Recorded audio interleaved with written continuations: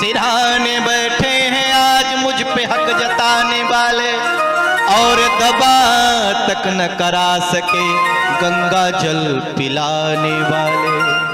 भारी भार निकल जाएगा ये सोच रहे हैं अर्थी में कंधा लगाने वाले। पिताजी को जरा सी बुखार क्या आ गई, खांसी आ गया, चारों तरफ से बच्चे आए, जल्दी गंगा जल पिलाओ और इनके मुख में सोना डालो और इनके मुख में तुलसी डालो। और पिताजी तो जाने वाले, और जब ये मरेंगे तभी तो हम मालिक बनेंगे। कौन? दादाजी। अब देखो पिताजी मर गए, बड़ी शांति मिली। अब 4 लोग लेके जा रहे हैं।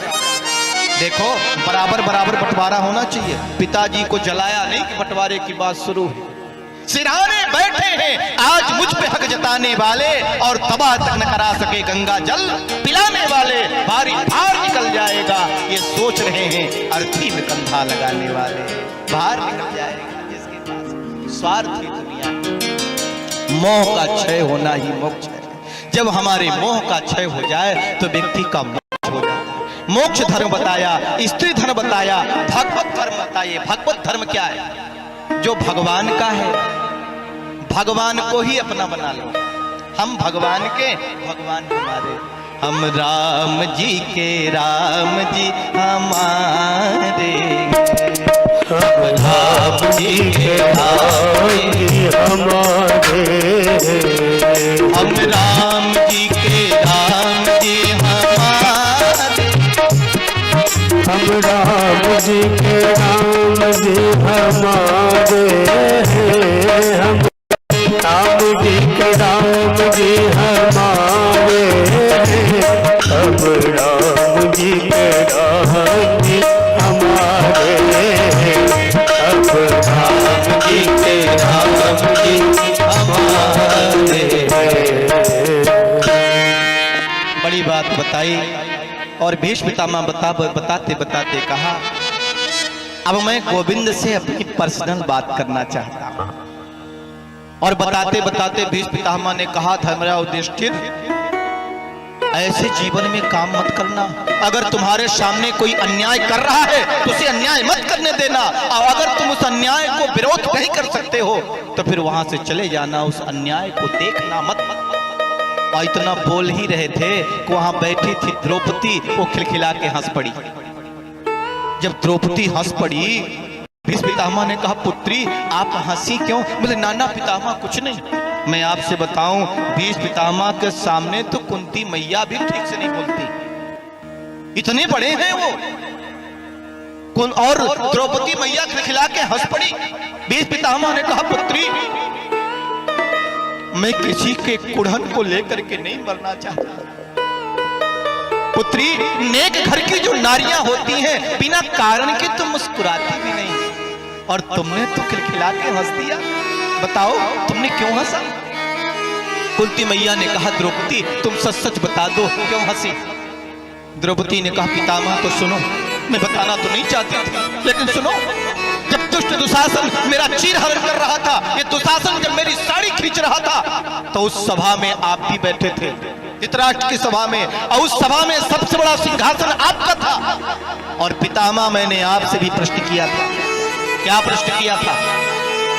बोले, जब मेरे 5 पति दुर्योधन के दास बन गए तो एक दास एक महारानी को दांव पे कैसे लगा सकता है? नहीं लगा सकता। और आप अगर एक आवाज निकालते तो दुर्योधन की मजाल नहीं थी और दुशासन की मजाल नहीं थी कि मुझे स्पर्श भी कर सकता, मुझे छू भी सकता, लेकिन आपने वहां मुंडी नीचे क्यों कर रखी? आपने बोला क्यों नहीं? भीष्म पितामह के आंखों से आंसू झरने लगे। बोले, पुत्री मेरे शरीर में देख रही हो हजारों बाण छिदे हुए, मेरे शरीर के से रक्त की एक बूंद निकल चुका है। हजारों भिक्षुओं के समान, हजारों भिक्षुओं के डंक मारने से जो पीड़ा होती है वो मेरे शरीर में पीड़ा है, तब भी मैं जी रहा हूं। जानती हो कौन? क्यों? उसी पाप का तो प्रायश्चित कर रहा हूं। उस समय मेरे अंदर भी दुर्योधन के अवगुण रूपी अन्न खा लिए थे, पान कर लिया था, इसलिए मेरी भी बुद्धि मारी गई थी और मैं भी उस समय उचित निर्णय नहीं कर सका। दूसरी बात एक और कि मैंने अपने पिता महाराज को वचन दिया था कि हस्तिनापुर के सिंहासन पर जो बैठेगा मैं उसमें अपने पिता की छवि देखूंगा। और उस समय महाराज धृतराष्ट्र थे, और क्योंकि धृतराष्ट्र ने कुछ कहा नहीं और मैं तो उनमें अपने पिता को देख रहा था पुत्री, इसलिए मेरे हाथ नहीं उठ सके और मेरे जवान भी नहीं उठ सके।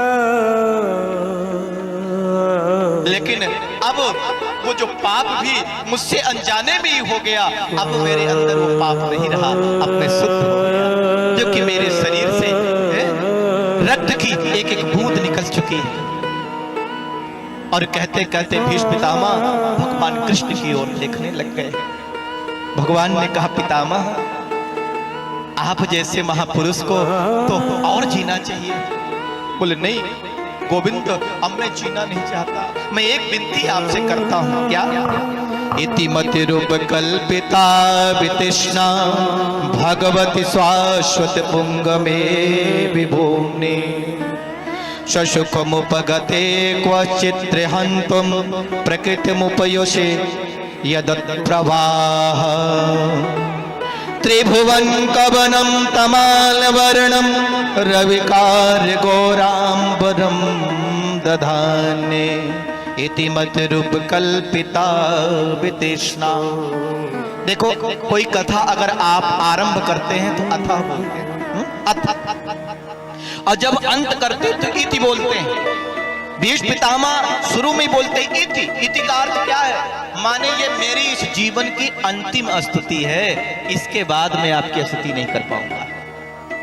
भीष्म पितामह कहते हैं गोविंद मेरी एक पुत्री है और मैं उस पुत्री का विवाह आपके साथ कर देना चाहता हूं, आपसे ब्याह करना चाहता हूं।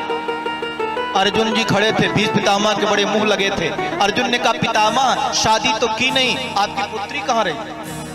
भगवान ने कहा, अर्जुन मैंने कहा था ना मेरी व्यक्तिगत बात है, पर्सनल बात है, ये बेटी है मेरी बुद्धि है, और मैं अपनी बुद्धि का विवाह गोविंद को उसके साथ कर देना चाहता हूं। और जब मेरी बुद्धि गोविंद की अर्धांगिनी बन जाएगी तो फिर मेरी बुद्धि बिगड़ेगी नहीं। तो बोले गोविंद के साथ? भगवान ने कहा बुद्धि में तो चतुरता भी होती है? एक बुद्धि ऐसी होती है कि जा करके व्यक्ति बैठा धीरे से जेब काट लेते हैं। हमारे यहाँ गांव के एक सज्जन गए थे, मैं नाम नहीं लूंगा, देखो बेचारे गए जगन्नाथपुरी और बनियान पहने हुए थे, अंदर जेब था, 5,000 रुपया रखे हुए थे अंदर, और न जाने कोई अंदर से ही काट लिया, निकाल लिया 5,000। बुद्धि तो थी।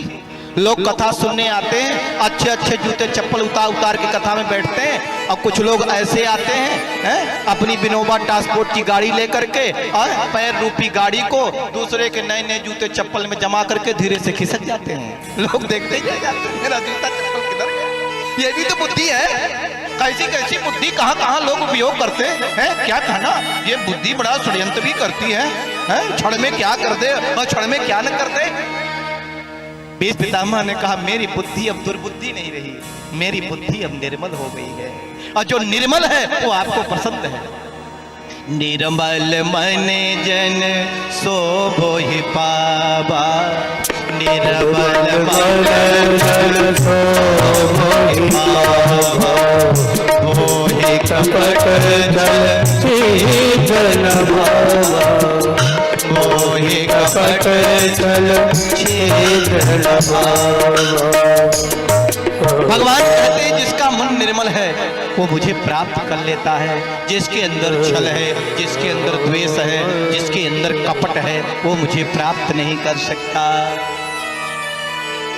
जब ये बात भीष्म पितामह ने कही, और फिर भीष्म पितामह ने कहा गोविंद मुझे वो दृश्य याद आता है। बोले कौन सा?